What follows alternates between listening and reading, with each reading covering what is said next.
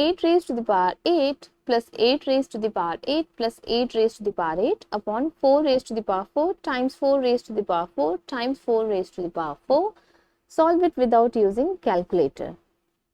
So 8 raised to the power 8 we can take common and write 8 raised to the power 8 parenthesis 1 plus 1 plus 1 then upon.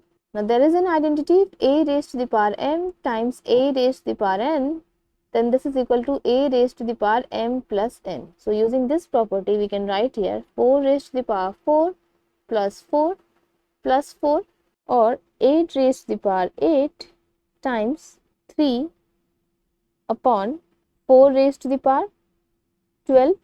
Now 8 we can write it as 2 raised to the power 3 then whole raised to the power 8 times 3 upon 4 we can write it as 2 raised to the power 2 then whole raised to the power 12. Now there is an identity, if a raised to the power m whole raised to the power n, this is equal to a raised to the power m times n.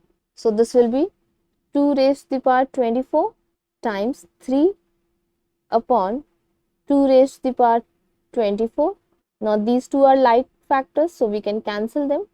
Also we can use the property where a raised to the power m upon a raised to the power n is equal to a raised to the power m minus n.